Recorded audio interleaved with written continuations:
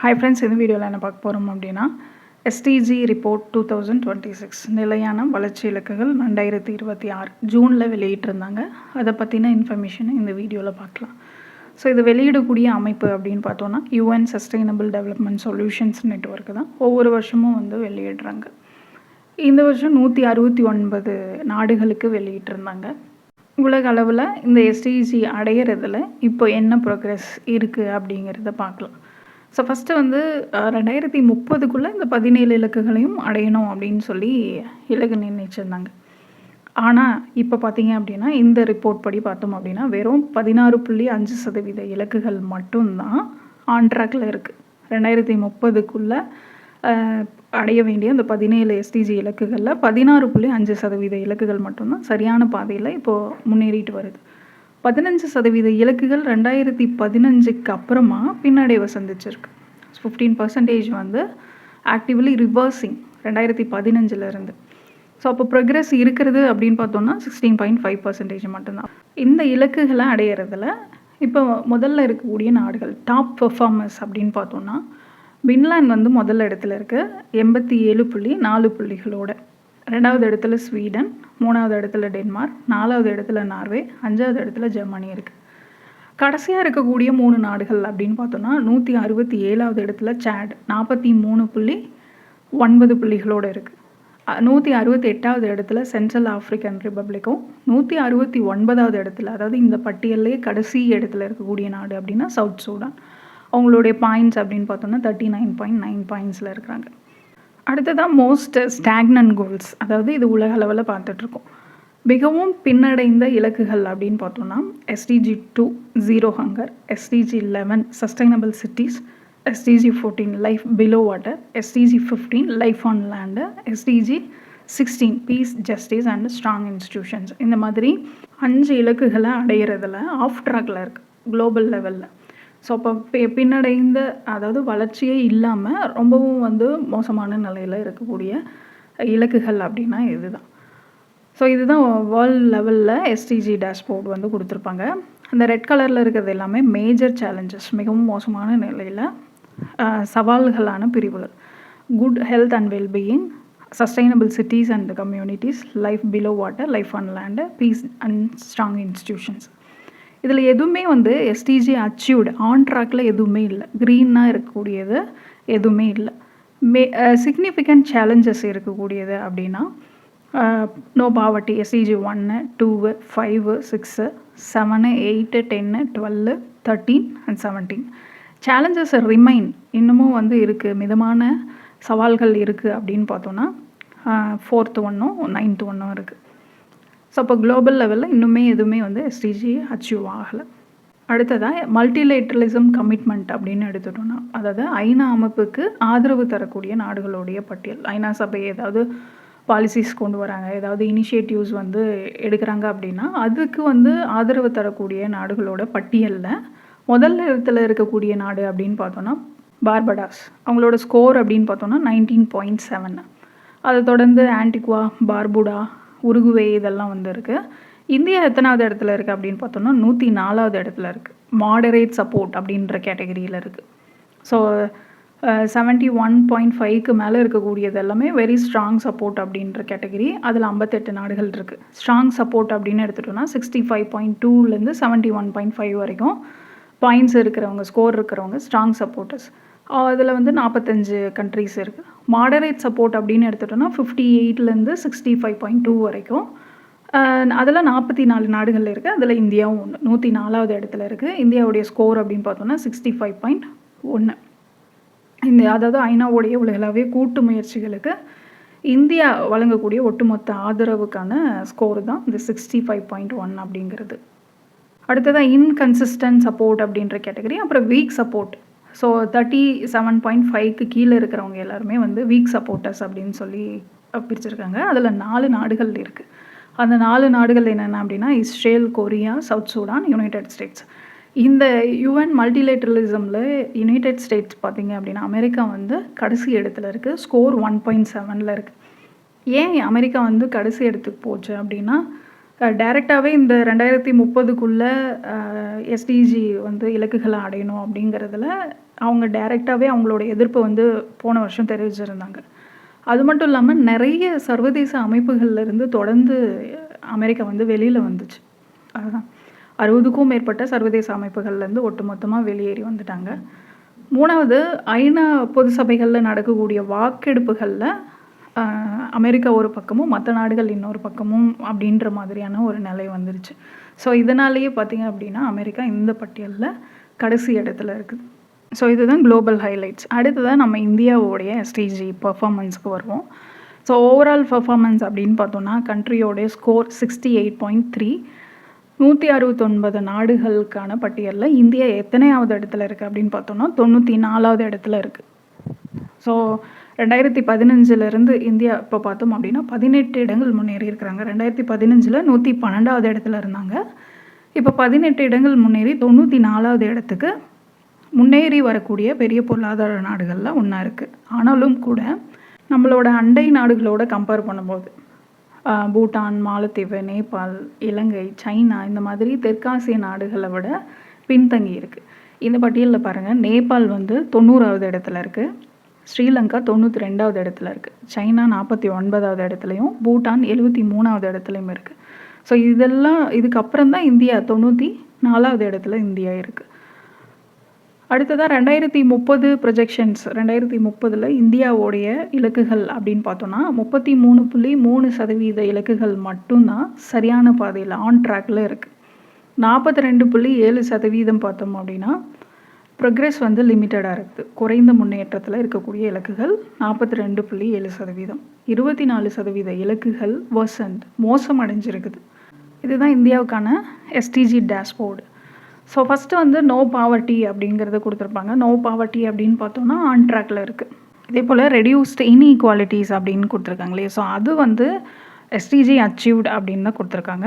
அதுக்கான இன்ஃபர்மேஷன் வந்து அன்அவைலபிளாக இருக்குது. இப்போ ப்ரோக்ரஸ் அதே நிலையில் இருக்குதா, இன்னும் முன்னேறி இருக்கா அப்படிங்கிறத இன்ஃபர்மேஷன் வந்து அன்அவைலபிள் அப்படிங்கிறதுல இருக்குது. ஸோ இப்போ அடுத்தது வந்து முக்கியமான சவால்கள் இருக்கக்கூடிய எஸ்டிஜி இலக்குகள் அப்படின்னு பார்த்தோன்னா, ஃபஸ்ட் வந்து zero hunger, SDG 2, SDG 3 good health and wellbeing, SDG 5 gender equality, அடுத்து SDG 11 sustainable cities and communities, SDG 14 life below water, 15 life on land, 16 peace justice and strong institutions. So இந்த அதாவது 17 இலக்குகளில் 7 இலக்குகள் வந்து இன்னும் மேஜர் சேலஞ்சஸ் அப்படின்ற கேட்டகரியில் தான் இருக்குது. அடுத்ததாக சிக்னிஃபிகண்ட் சேலஞ்சஸ் அப்படின்னு எடுத்துட்டோன்னா 6 கோல்ஸ் வந்து இன்னும் சிக்னிஃபிகண்ட் சேலஞ்சஸில் இருக்குது. 6, 7, 8, 9, 12, 17 இதெல்லாம். நோ பாவர்ட்டி, குவாலிட்டி எஜுகேஷன், அப்புறம் கிளைமேட் ஆக்ஷன். இந்த 3 கோல்ஸும் பார்த்திங்க அப்படின்னா சேலஞ்சஸ் ரிமைன் அப்படின்ற கேட்டகரியில் இருக்குது. ஸோ இது ஒவ்வொன்றா வந்து பார்க்கலாம். எஸ்டிஜி 1 வந்து என்ன, நோ பாவர்ட்டி அப்படிங்கிறது, அதுக்குள்ளே இருக்கக்கூடிய இண்டிகேட்டர்ஸ் என்ன அப்படிங்கிறது ரொம்ப முக்கியமானது.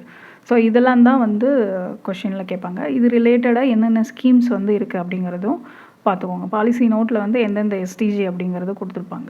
ஸோ ஃபஸ்ட்டு எஸ்டிஜி 1 வந்து இந்தியாவுக்கானது. இது எல்லாமே நோ பாவர்ட்டி. அதுக்கு கீழே பாவர்ட்டி ஹெட் கவுண்ட் ரேஷியோ வந்து கொடுத்துருக்குறாங்க. ஒரு நாளைக்கு $3 கீழே சம்பாதிக்கக்கூடியவங்க எவ்வளோ பேர் இருக்காங்க அப்படின்னா, நாட்டோட மக்கள் தொகையில் 5.1% பேர் வந்து ஒரு நாளைக்கு $3 வருமானத்துக்கும் கீழே இருக்கிறவங்க. இதே போல் ஒரு நாளைக்கு $4.2 வருமானத்துக்கும் கீழே இருக்கிறவங்க அப்படின்னு பார்த்தோன்னா 9.6% பேர் இந்த வறுமை கோட்டுக்கு கீழே இருக்கிறாங்க. ஸோ இது வந்து இந்த $3 அப்படிங்கிறது வந்து ப்ரோக்ரஸில் இருக்குது. Head count ratio 4.2 per day அப்படிங்கிறது வந்து மிதமான வளர்ச்சியில் இருக்குது. அந்த ஆரோ, எல்லோ கலர் ஆரோ வந்து மிதமான வளர்ச்சி அப்படிங்கிறது. அடுத்ததாக எஸ்டிஜி 2. எஸ்டிஜி 2 அப்படிங்கிறது என்னது, ஜீரோ ஹங்கர், பசி இல்லாத நிலை அப்படிங்கிறது. இதில் இருக்கக்கூடிய முக்கியமான இண்டிகேட்டர்ஸ் மட்டும் பார்த்துக்கோங்க. ப்ரிவாலன்ஸ் ஆஃப் அண்டர் நூரிஷ்மெண்ட் அப்படின்னு பார்த்தோன்னா, அதாவது ஊட்டச்சத்து இல்லாமல் இருக்கிறது, போதுமான உணவு ஊட்டச்சத்து கிடைக்காம அந்த ஊட்டச்சத்து இன்மையால் பாதிக்கப்பட்ட மக்களோடைய ஒட்டுமொத்த விகிதம் கொடுத்துருக்குறாங்க. 12% அது அதிகமாக இருக்குது.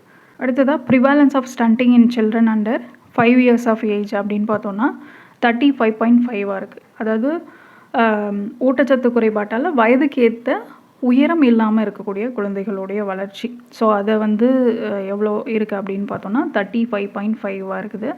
Prevalence of wasting in children under 5 years of age, 5 வயசுக்கு உட்பட்ட உயரத்துக்கேற்ற எடை இல்லாமல் இருக்கக்கூடிய குழந்தைகளுடைய விகிதம் அப்படின்னு எடுத்துட்டோன்னா 18.7% இருக்குது. அடுத்ததாக ப்ரிவாலன்ஸ் ஆஃப் ஒபேசிட்டி, பிஎம்ஐ வந்து கிரேட்டர் தென் 30 அப்படின்னு பார்த்தோன்னா, இது வந்து அடல்ட் பாப்புலேஷனில் கொடுத்துருக்காங்க. அதாவது பிஎம்ஐ 30க்கும் அதிகமாக இருக்கக்கூடிய பெரியவர்களுடைய விகிதம் அப்படின்னு பார்த்தோன்னா 7.3% இருக்குது. அடுத்ததாக எஸ்டிஜி 3 என்னது குட் ஹெல்த் அண்ட் வெல்பீயிங் அப்படிங்கிறது தான். ஸோ அதில் இருக்கக்கூடிய முக்கியமான இண்டிகேட்டர்ஸ் அப்படின்னு பார்த்தோன்னா மேட்டர்னல் மார்ட்டாலிட்டி ரேஷியோ. ஸோ அது வந்து 80.5 இருக்குது. அதாவது 1,00,000 பிரசவங்களுக்கு தாய்மார்களுடைய இறப்பு 80.5 கம்மியாக தான் ஆகிருக்கு. ஸோ அதில் வந்து நல்ல இம்ப்ரூவ்மெண்ட் வந்து இருக்குது. அடுத்ததாக பிறந்த குழந்தை இறப்பு விகிதம், நியோநேட்டல் மார்ட்டாலிட்டி ரேட் அப்படின்னு பார்த்தோன்னா 1000 உயிருள்ள பிறப்புகளுக்கு இறந்து பிறக்கக்கூடிய குழந்தைகளுடைய விகிதம் அப்படின்னு பார்த்தோன்னா, அதாவது 28 நாட்களுக்குள்ள 16.7 வந்து குறைஞ்சிருக்கு. அடுத்ததாக பார்த்தீங்கன்னா மார்ட்டாலிட்டி ரேட் அண்டர் 5 வயசுக்கு உட்பட்ட குழந்தைகளுடைய இறப்பு விகிதம் அப்படின்னு எடுத்துட்டோன்னா 1000 உயிருள்ள குழந்தைகளுடைய பிறப்புக்கு 5 வயசுக்குள்ளே இருக்கக்கூடிய குழந்தைகளுடைய இறப்பு விகிதம் 26.6 கம்மியாக இருக்குது. அடுத்ததாக births attended by skilled health personnel அப்படின்னு பார்த்தோன்னா, அதாவது தகுதி வாய்ந்த மருத்துவர்களோ இல்லை செவிலியர்கள் முன்னிலையிலையோ நடக்கக்கூடிய பிரசவங்களுடைய விகிதம் 89.4% அதிகமாக இருக்குது. ஸோ இப்போ இது பார்த்தோம் இல்லையா, maternal mortality rate, neonatal mortality rate, under 5 mortality rate, births attended by skilled health personnel, அப்புறம் வேக்சின்ஸ், இது எல்லாமே பார்த்திங்க அப்படின்னா ஆரோக்கியமான முன்னேற்றம் இருக்கக்கூடியது. ஸோ க்ரீன் கலரில் இருக்கக்கூடிய ஆரோஸ். இதில் ரொம்ப மோசமான நிலையில் இருக்கக்கூடியது அப்படின்னு பார்த்தோன்னா தொற்றா நோய்களால் ஏற்படக்கூடிய மரணங்கள், death rate due to NCD, non communicable diseases அப்படிங்கிறது. ஸோ அது வந்து 23.6% இருக்குது. அதாவது 30லேருந்து 70 வயசுக்கு உட்பட்ட பெரியவங்களில் diabetes, cancer, coronary heart diseases, அப்புறம் வந்து நாள்பட்ட சுவாச நோய்கள் அப்படின்னு சொல்லி ரெஸ்பிரேட்டரி டிசீசஸ், இந்த மாதிரி தொற்றா நோய்களுடைய எண்ணிக்கை வந்து அதிகமாக இருக்குது. அதன் மூலமாக இறப்பவர்களுடைய விகிதம் 23.6% இருக்குது. போன வருஷத்தோடு கம்பேர் பண்ணும்போது இன்னும் மோசமடைஞ்சிட்டே போகுது இந்த இலக்கு. அடுத்ததாக ஸ்டாக்னேட்டிங் சேலஞ்சஸ் அப்படின்னு பார்த்தோன்னா இன்சிடென்ட் ஆஃப் டியூபர்குலோசிஸ், காசநோய் பாதிப்பு. 1,00,000 மக்கள் தொகையில் காசநோயால் டிபியால் பாதிக்கப்படுறவங்களோட எண்ணிக்கை 187 இருக்குது. டிராஃபிக் டெத்ஸ், சாலை விபத்து மரணங்கள் அப்படின்னு எடுத்துட்டோன்னா 1,00,000 மக்கள் தொகைக்கு சாலை விபத்துகளால் இறப்பவங்களோட எண்ணிக்கை 14.6 இருக்குது. ரொம்ப முக்கியமானது அப்படின்னு பார்த்தோன்னா லைஃப் எக்ஸ்பெக்டன்சி அட் பர்த். இந்தியாவில் பிறக்கக்கூடிய ஒரு குழந்தையோடைய சராசரி ஆயுட்காலம் அப்படிங்கிறது 72.5 ஆண்டுகளாக வந்து மதிப்பிட்டிருக்கிறாங்க. அடுத்ததான் SDG 4 குவாலிட்டி எஜுகேஷன், தரமான கல்வி அப்படிங்கிறது. அதில் ஃபஸ்ட் இண்டிகேட்டர் என்ன அப்படின்னு பார்த்தோன்னா ப்ரீ பிரைமரி லேர்னிங், முன் தொடக்க கல்வி. 4லேருந்து 6 வயசு வரையிலான குழந்தைகளில் பள்ளிக்கு போகிறதுக்கு முன்னாடி ப்ரைமரி ஸ்கூலில் சேருவாங்களே அவங்களுடைய விகிதம் அப்படின்னு பார்த்தோன்னா 94.4 அப்படின்ற நிலையில் இருக்குது. அடுத்ததாக நெட் ப்ரைமரி என்ரோல்மெண்ட் ரேட், ஆரம்ப கல்வி சேர்க்கை அப்படின்னு பார்த்தோன்னா ஆரம்ப பள்ளிகளில் சேர்றவங்களுடைய குழந்தைகளுடைய எண்ணிக்கை 99.9% இருக்குது. லோவர் செகண்டரி கம்ப்ளீஷன் ரேட் அப்படின்னு பார்த்தோன்னா, அதாவது 8வது வகுப்பு வரைக்கும் முழுமையாக அந்த நடுநிலை கல்வியை முழுமையாக முடிப்பவர்களுடைய விகிதம் 88% அப்படின்ருக்கு. அடுத்ததாக லிட்ரஸி ரேட், அதாவது 15லேருந்து 24 வயசுக்கு உட்பட்ட இளைஞர்களுடைய எழுத்தறிவு விகிதம் அப்படின்னு பார்த்தோன்னா 97.3% அப்படின்ற நிலையில் இருக்குது. ஸோ இந்த இலக்கை பொறுத்த வரைக்கும் இந்தியா வந்து நல்ல முன்னேற்றத்தோடு தான் இருக்குது. ஸோ இதில் எதுவுமே பாருங்களேன், ஆரஞ்சோ ரெட்டோ எதுவுமே வந்து இருக்காது. குவாலிட்டி எஜுகேஷன் பொறுத்த வரைக்கும் நல்ல முன்னேற்றத்தோடு தான் இருக்குது. அடுத்தது SDG 5 ஜெண்டர் ஈக்குவாலிட்டி, பாலின சமத்துவம் அப்படின்னு சொல்லும். ஸோ அதில் ஃபஸ்ட்டு வந்து ஃபேமிலி பிளானிங், அதாவது மாடர்ன் மெத்தட்ஸ் மூலமாக ஃபேமிலி பிளானிங் பண்ணிக்கிறவங்களுடைய எண்ணிக்கை அப்படின்னு பார்த்தோன்னா 77.6% அப்படின்ருக்கு. அதுலேயும் வந்து சிக்னிஃபிகண்ட் ப்ரோக்ரெஸ் இருக்குது.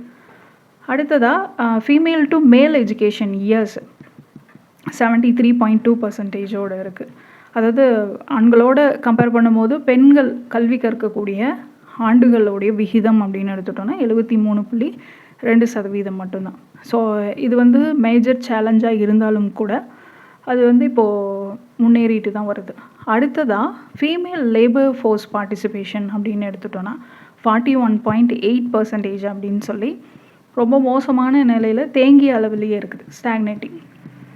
அதாவது வேலைக்கு போகக்கூடிய பெண்களோட விகிதம் ஆண்களோட கம்பேர் பண்ணும்போது வெறும் 41.8% அப்படின்ற மோசமான நிலையில் தான் இருக்குது. அடுத்ததாக இது ரொம்ப முக்கியமானது, seats held by women in national parliament. நாடாளுமன்றத்தில் பெண் எம்பிக்களோட எண்ணிக்கை அப்படின்னு எடுத்துட்டோன்னா வெறும் 13.8% மட்டும்தான். ஸோ இந்த நிலையும் அதே மாதிரி தான், இது போன டைமும் இதே அளவில் தான் இருந்தது, இப்போவும் அதே அளவில் தான் இருக்குது. ஸோ இந்த நிலையும் மாறாமல் அப்படியே தேங்கி இருக்குது அப்படிங்கிறது கொடுத்துருக்காங்க. மேஜர் சேலஞ்சஸ் ப்ளஸ் ஸ்டாக்னேட்டிங் அப்படிங்கிறதுல கொடுத்துருக்காங்க. இது வந்து SDG 5 ஜெண்டர் ஈக்குவாலிட்டி. அடுத்ததாக SDG 6 clean water and sanitation. So அதில் நம்ம ஃபஸ்ட்டு வந்து பார்க்குற இண்டிகேட்டர் தூய்மையான நீர் மற்றும் சுகாதாரம் அப்படிங்கிறது. அதில் பேசிக் ட்ரிங்கிங் வாட்டர், ஸோ அதாவது எத்தனை பேருக்கு இந்த குறைந்தபட்ச அடிப்படை பாதுகாப்பான குடிநீர் வசதி கிடச்சிருக்கு அப்படின்னு பார்த்தோன்னா மக்கள் தொகையில் 95.7% பேருக்கு கிடச்சிருக்கு. அடுத்ததாக பேசிக் சானிடேஷன் சுகாதார கழிப்பறை வசதிகள்லாம் 83.4% மக்களுக்கு இந்த அடிப்படை சுகாதார வசதிகளை பயன்படுத்தக்கூடிய மக்கள் தொகை இது. அடுத்ததாக கழிவுநீர் சுத்திகரிப்பு வேஸ்ட் வாட்டர் ட்ரீட்மெண்ட் அப்படின்னு பார்த்தோன்னா, அதாவது மனிதர்களால் உருவாக்கப்படக்கூடிய கழிவுநீரில் வெறும் 19.2% மட்டும்தான் என்ன பண்ணுறாங்க, ட்ரீட் பண்ணுறாங்க, சுத்திகரிக்கிறாங்க. ஸோ அது வந்து மிகவும் மோசமான நிலையில் இருக்குது. அடுத்ததாக SDG 7 affordable and clean energy மலிவான தூய்மையான ஆற்றல் அப்படிங்கிறது. இதில் population with access to electricity, இந்தியாவில் எத்தனை சதவீத மக்களுக்கு மின்சார வசதி பயன்படுத்த முடியுது அப்படின்னு பார்த்தோன்னா 99.5%. ஸோ இதுவுமே வந்து ரெண்டுமே SDG அச்சீவ்டு அப்படின்ற கேட்டகரியில் இருக்குது. அடுத்தது access to clean fuels and technology for cooking, அதாவது LPG மாதிரியான சமையல் எரிபொருள் வசதி இருக்கக்கூடிய மக்களோட எண்ணிக்கை அப்படின்னு எடுத்துட்டோம்னா 76.7% பேர். அடுத்ததாக CO2 எமிஷன்ஸ் அப்படின்னு பார்த்தோன்னா, அதாவது மின்சாரம் தயாரிக்கிறதுக்கு நிலக்கரி மாதிரியான எரிபொருட்களை எரிக்கிறதுனால வரக்கூடிய CO2 எமிஷன்ஸ் அது வந்து 1.6 அப்படின்ற மோசமான அளவில் இருக்குது. ரினியூவபிள் எனர்ஜி ஷேர் இன் டோட்டல் ஃபைனல் எனர்ஜி கன்சப்ஷன் அப்படின்னு எடுத்துட்டோன்னா, அதாவது நாட்டோட ஒட்டுமொத்த ஆற்றல் நுகர்வில் சூரிய ஒளி, சோலார் எனர்ஜி, விண்டு இந்த மாதிரியான ரினியூவபிள் எனர்ஜியோடைய பங்கு அப்படின்னு பார்த்தோன்னா வெறும் 18.5% தான் இருக்குது. ஆனாலும் வந்து சிக்னிஃபிகண்ட்டாக இம்ப்ரூவ் ஆகிட்டுருக்குது. அடுத்ததாக SDG 8 descent work and economic growth. இந்த SDGயை பொறுத்த வரைக்கும் 2 இண்டிகேட்டர்ஸ் பார்த்திங்க அப்படின்னா நல்ல நிலையில் இருக்குது. அதாவது ரெண்டுமே வந்து க்ரீனாக இருக்கும். ஒன்று வந்து என்ன அப்படின்னு பார்த்தோன்னா ஃபைனான்ஷியல் இன்க்ளூஷன், அதாவது வங்கி கணக்கு இல்லை மொபைல் மூலமாக அந்த பண பரிவர்த்தனைகளை வந்து பண்ணுறது, அது இருக்கக்கூடிய அவங்களோட எண்ணிக்கை அப்படின்னு பார்த்தோன்னா 89% இருக்குது. ஸோ டிஜிட்டலைஸ் ஆகுது அப்படிங்கிறத காட்டுது.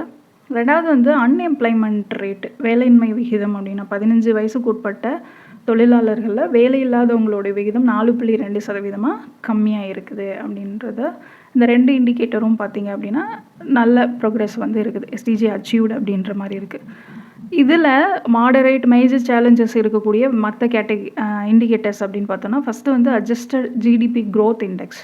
ஸோ அது வந்து 72.7 இருக்குது. இந்தியாவுடைய திருத்தப்பட்ட உள்நாட்டு உற்பத்தி வளர்ச்சி குறியீடு 0லேருந்து 100 வரைக்கும் கொடுத்துருப்பாங்க. அதில் 72.7 அப்படின்னு மாடரேட்டாக இருக்குது. அடுத்ததாக SDG 9 industry innovation and infrastructure, தொழில் கண்டுபிடிப்பு உள்கட்டமைப்பு அப்படிங்கிறது தான்.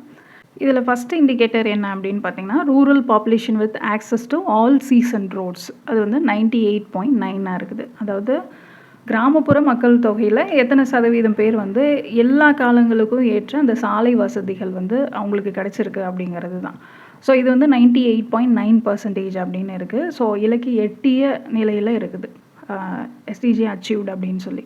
அடுத்ததாக பாப்புலேஷன் யூஸிங் இன்டர்நெட் பயன்படுத்துவவங்களோட எண்ணிக்கை அப்படின்னு பார்த்தோன்னா 70% இருக்குது. Logistics performance index infrastructure score அப்படின்னு பார்த்தோன்னா 3.2 அப்படின்ற மாதிரி இருக்குது. அடுத்ததாக times higher education world rankings அப்படின்னு பார்த்தோன்னா, இந்தியாவுடைய டாப் 3 யூனிவர்சிட்டிஸோடைய தகுதி மதிப்பெண் அப்படின்னு பார்த்தோன்னா 100க்கு 52.1 அப்படின்ற மாதிரி இருக்குது.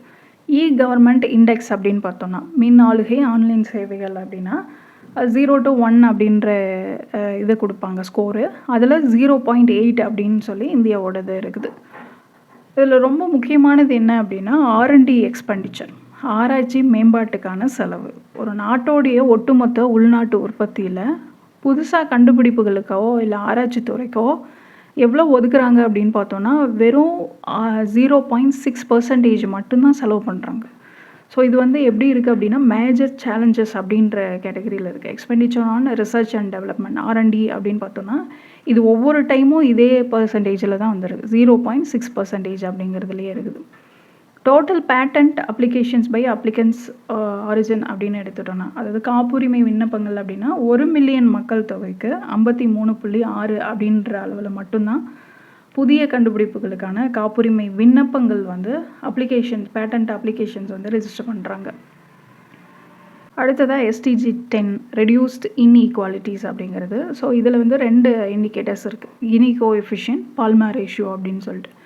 கினி கோஎஃபிஷியன்ட் அப்படின்னா, இப்போ ஒரு நாட்டில் இருக்கக்கூடிய ஒட்டுமொத்த வருமானம் மக்கள் எல்லாத்துக்கும் சமமாக போய் சேருதா, இல்லை ஒரு சில பணக்காரர்கள்கிட்ட மட்டுமே குவியுதா அப்படிங்கிறத அளவிடக்கூடிய ஒரு குறியீடு தான் கினி கோஎஃபிஷியன்ட் அப்படிங்கிறது. அது இந்தியாவில் எவ்வளோவா இருக்குது? 25.5 அப்படின்னு இருக்குது.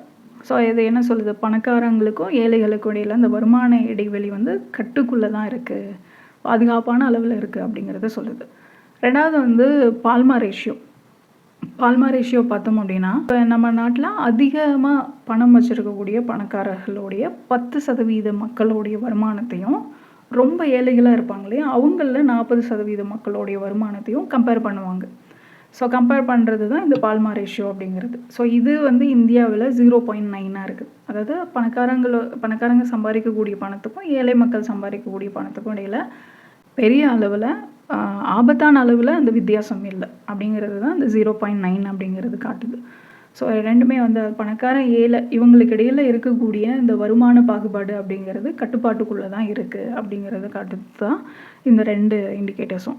அடுத்ததாக SDG 11 sustainable cities and communities, நிலையான நகரங்கள் மற்றும் சமூகங்கள். இதில் proportion of urban population living in slums, சேரிகளில் வாழக்கூடிய மக்கள் தொகை அப்படின்னு எடுத்துட்டோம்னா, நகரங்களில் 41.4% பேர் வந்து இன்னமும் அந்த அடிப்படை வசதி இல்லாத இந்த பகுதிகளில் வாழ்கிறாங்க.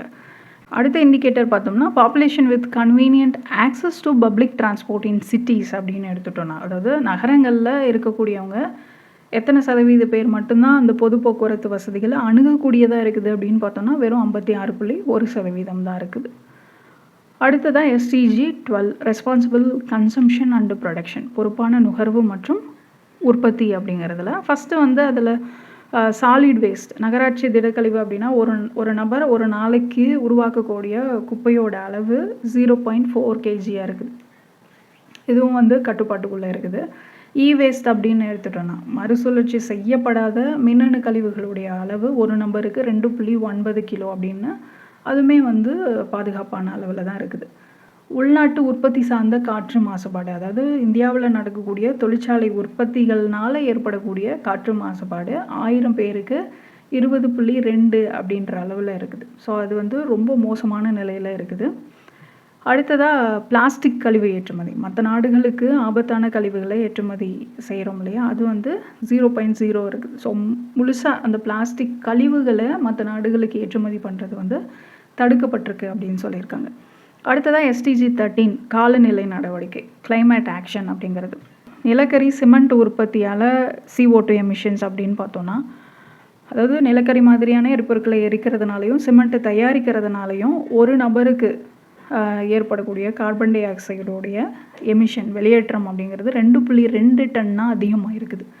அடுத்ததாக SDG 14 life below water, so கடல்சார் வளங்களை பாதுகாத்தல் அப்படின்னு வரும். ஸோ இந்த இலக்கை பொறுத்த வரைக்கும் இந்தியா வந்து மேஜர் சேலஞ்சஸ், மோசமான சவால் அப்படிங்கிற கேட்டகரியில் தான் இருக்குது.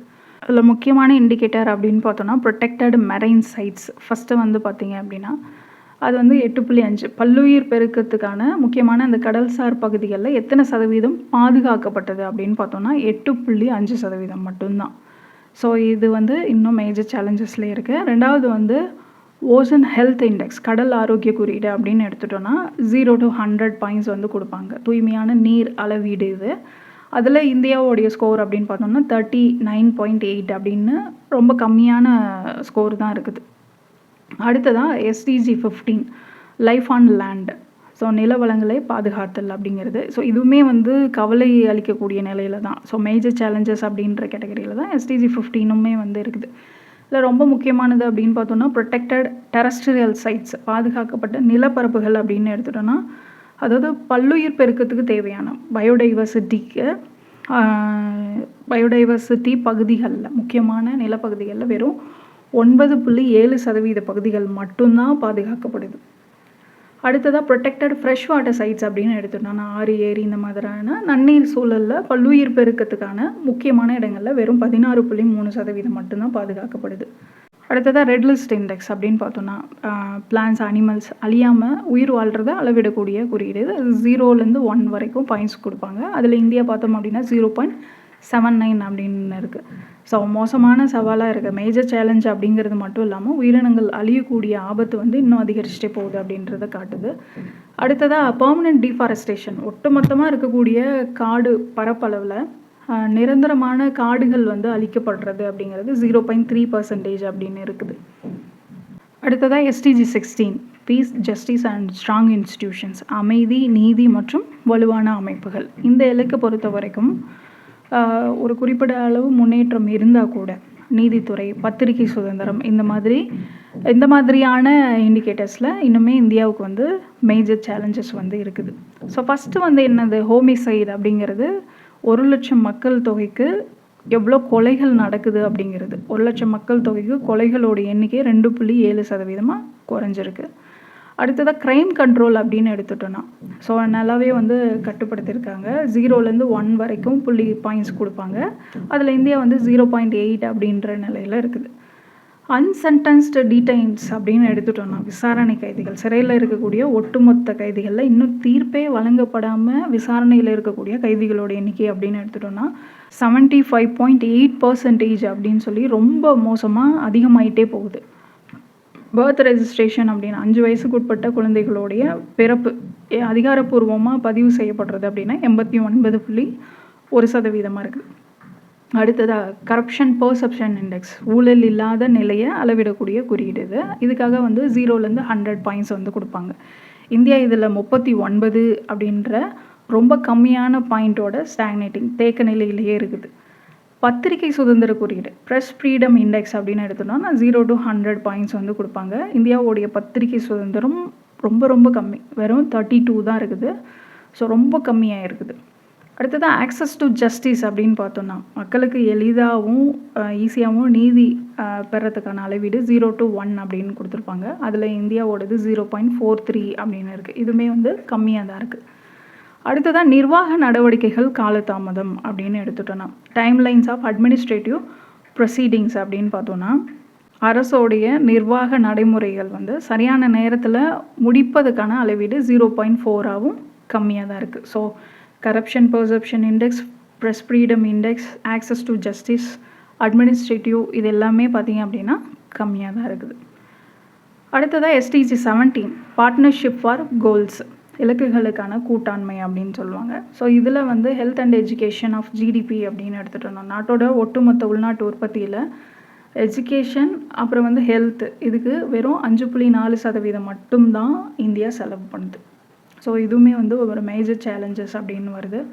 Government revenue percentage of GDP அப்படின்னு எடுத்துட்டோம்னா, அரசோடைய வருவாய் அப்படின்னு பார்த்தோன்னா, மானியங்கள் தவிர்த்து சப்சிடிஸ் தவிர அரசோட ஒட்டுமொத்த வருவாய் விகிதம் ஜிடிபியில் 9.1% கம்மியாக இருக்குது. அடுத்ததாக கார்ப்பரேட் டேக்ஸ் ஹெவன் ஸ்கோர் அப்படின்னு பார்த்தோன்னா, இந்த வரி ஏய்ப்பு பண்ணுவாங்களே அதை தடுக்கிறதுல, அதாவது வெளிநாட்டு நிறுவனங்கள் இங்கே வரி ஏய்ப்பு பண்ணுறதை தடுக்கிறதுல இந்தியா சிறந்து விளங்கிருக்கு. ஸோ ஸ்கோர் வந்து 0 அப்படின்னு. ஸ்டாட்டிஸ்டிக்கல் பெர்ஃபார்மன்ஸ் இண்டெக்ஸ் அப்படின்னு பார்த்தோன்னா, நாட்டோட தரவு புள்ளி விவரங்களுடைய தரம் 0 to 100 வந்து கொடுப்பாங்க. அதில் இந்தியா வந்து 73.7 அப்படின்னு பாசிட்டிவ் க்ரோத்தோடு இருக்குது. யூஎன் பேஸ்டு மல்டிலேட்ரலிசம் அது முன்னே பார்த்தோம், 65.1 அப்படின்னு மாடரேட்டாக இருக்குது. அடுத்ததாக ஸ்டாட்டிஸ்டிக்கல் பெர்ஃபார்மன்ஸ் இண்டெக்ஸ். ஸோ இதில் 2016 இந்தியாவுடைய ஸ்கோர் 65.7 இருந்தது. அது 2024 73.7 அதிகமாக இருக்குது. அதாவது இப்போது நம்ம வந்து ஒரு டேட்டா கலெக்ட் பண்ணுறோம், நம்ம டேட்டாவை கொடுக்குறோம், நம்ம டேட்டாவை பேஸ் பண்ணி தான் இதெல்லாம் ரிலீஸ் பண்ணுவாங்க. ஸோ அப்போ அந்த ஒரு நாடு இருக்குது, அவங்களுடைய திட்டங்களுக்கு அவங்க சேகரிக்கக்கூடிய தரவுகளாகட்டும், புள்ளி விவரங்களாகட்டும், அக்யூரேட்டாக இருக்கா, குவாலிட்டியாக இருக்கா அது அப்படிங்கிறத மெஷர் பண்ணுறது தான் இந்த ஸ்டாட்டிஸ்டிக்கல் பெர்ஃபார்மன்ஸ் இண்டெக்ஸ் அப்படிங்கிறது. ஸோ அதுக்கு வந்து 0லேருந்து 100 அப்படின்னு கொடுப்பாங்க. 0 அப்படின்னா ஃபஸ்ட்டு, 100க்கு மேலே போச்சு அப்படின்னா பெஸ்ட் அந்த மாதிரி. அப்போ இந்தியாவோடது வந்து 2014 65.7, 2016 65.7 அப்படின்னு இருந்தது. அதுதான் இப்போ 2024 73.7 அப்படின்னு சொல்லி ஒரு நல்ல முன்னேற்றம் வந்து இருக்குது. அதே போல் number of voluntary national reviews VNR பொறுத்த வரைக்கும், அதாவது நிலையான வளர்ச்சி இலக்குகளை அடைவதற்கு அவங்கவுங்க நாடு உள்நாட்டில் என்னென்ன முயற்சிகள்லாம் இது வரைக்கும் எடுத்திருக்கிறாங்க அப்படிங்கிறத அவங்களாவே ஐநா சபைக்கிட்ட வாலண்டியராக வந்து ஒரு ரிப்போர்ட் வந்து சப்மிட் பண்ணுவாங்க. அதுதான் விஎன்ஆர் அப்படின்னு சொல்லுவோம். இந்தியாவை பொறுத்த வரைக்கும் அந்த வாலண்டரி ரிப்போர்ட்டை வந்து 3 டைம் வந்து சப்மிட் பண்ணியிருக்கிறாங்க, ஐநா கிட்ட சப்மிட் பண்ணியிருக்கிறாங்க. ஸோ அந்த விஎன்ஆர் 3 அப்படிங்கிறது அதுதான்.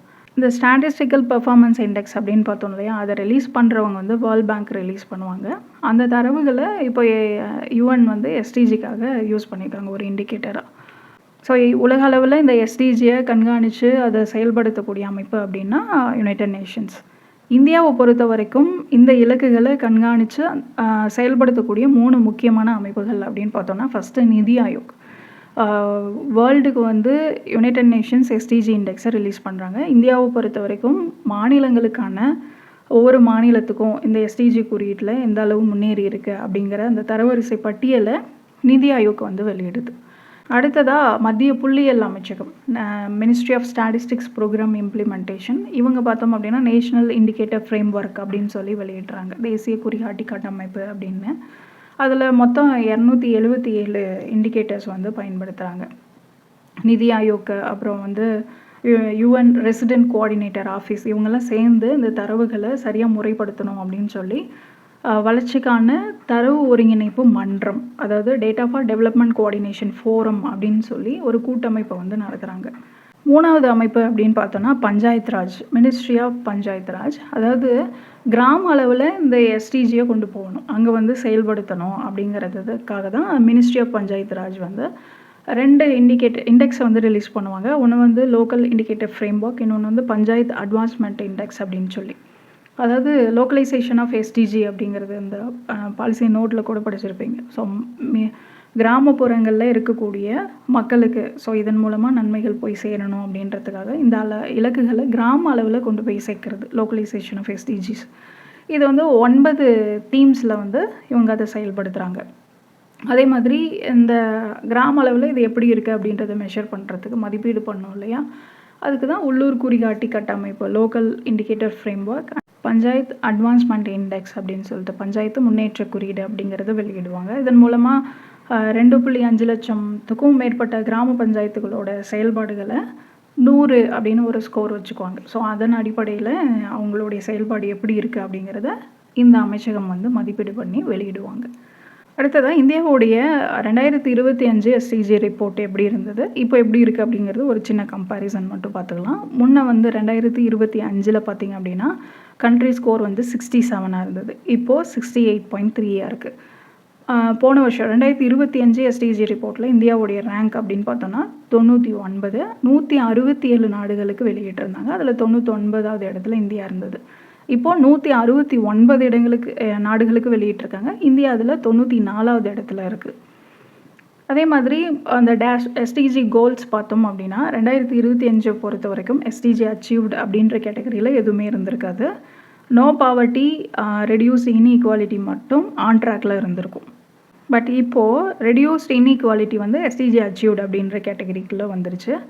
மீதி நம்ம ஏற்கனவே பார்த்தோம் மேஜர் சேலஞ்சஸ் வந்து 7 கோல்ஸ் இருக்குதுன்னு பார்த்தோம் இல்லையா, போன வருஷமும் அதே 7 கோல்ஸு தான்.